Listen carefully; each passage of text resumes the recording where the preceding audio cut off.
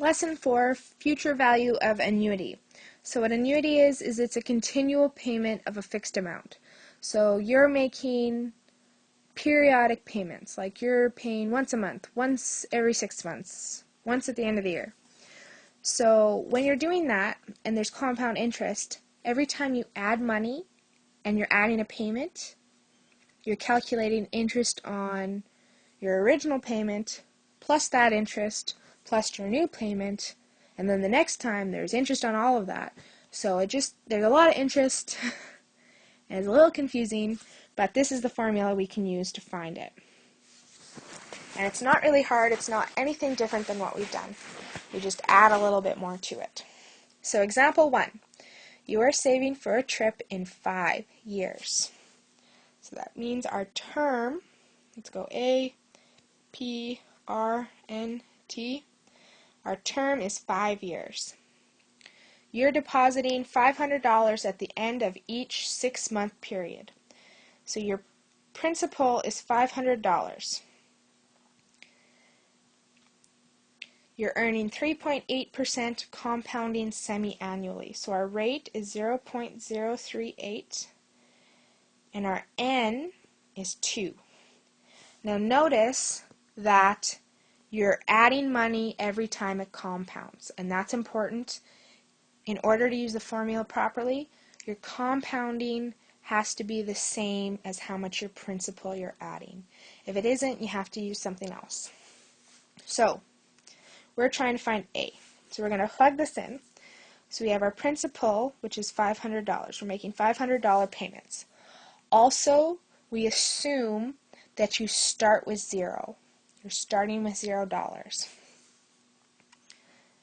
Alright, we can also figure out some other information to make things a little bit easier. Our NT is 5 times 2, which is 10, and R over N is 0.038 over 2, which is 0.019. Just so we don't have to write that in every time. So we have 1 plus 0.019. And what that's saying is it's gone from an annual rate to a semi-annual rate, because we want to compound it every time we're adding money, and our rate does that for us. We're doing this to the power of 5 times 2, because we're making 2 payments for every 5 years. Then we're subtracting 1, and we're going to divide it by 0.019. So to make this easier to type in, also just always remember to simplify as much as you can before you type things into your calculator. So we have 500 times 1.019 to the power of 10 minus 1 divided by 0.019.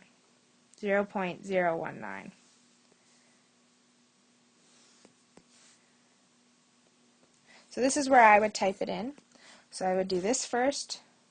1.019 to the power of 10 equals, then I would minus 1, and then I would push equals again.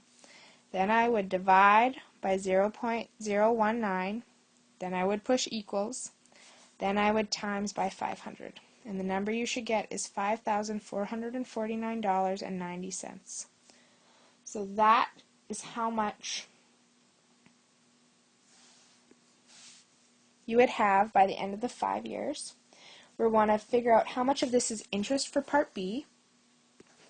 So we want to take how much he put into it and subtract that from the interest, or the total value. So we have $5,449.90. Now he made $500 payments 10 times, which is $5,000. So you want to subtract $5,000.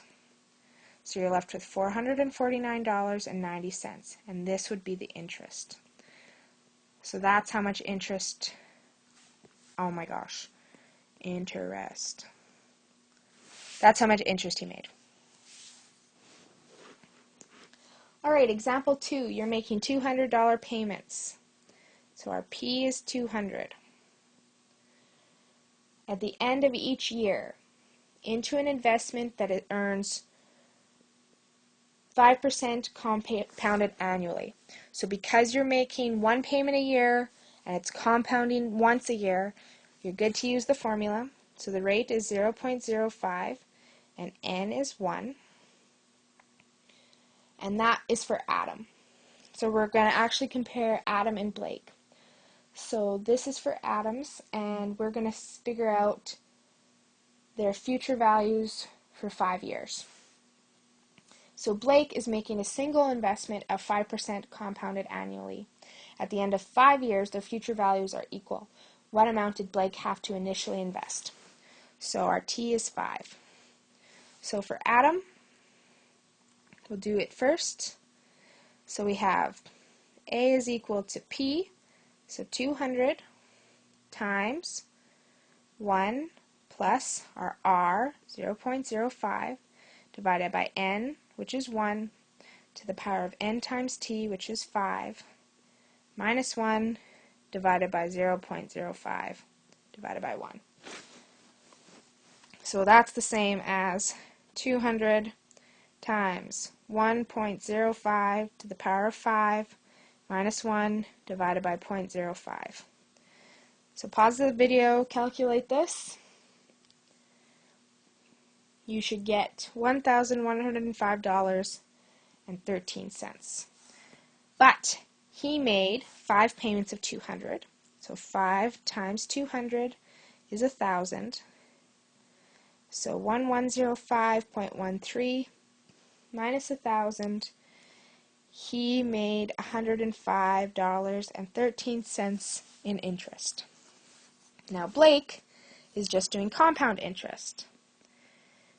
We know that his future value is the same as Adam's, so 1105.13. We don't know how much he invested. His rate is also 5%, so 0.05. It's also compounded annually, and the term is 5 years. So just thinking about this, because Blake is putting more money in and then leaving it for a longer period of time, Blake's probably going to be making more interest. Because Adam is putting a little bit as he goes, there's less money to make interest on in the beginning. So we should find that Blake is making more money. So we have 1105.13 is equal to P times 1. We know that 1 plus R over N is 1.05.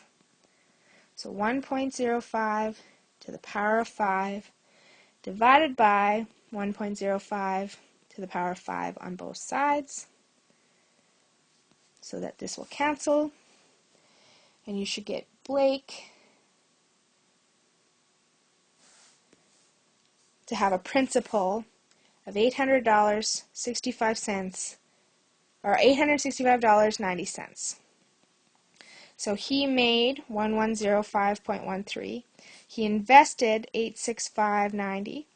So really, Blake made an interest of $239.23.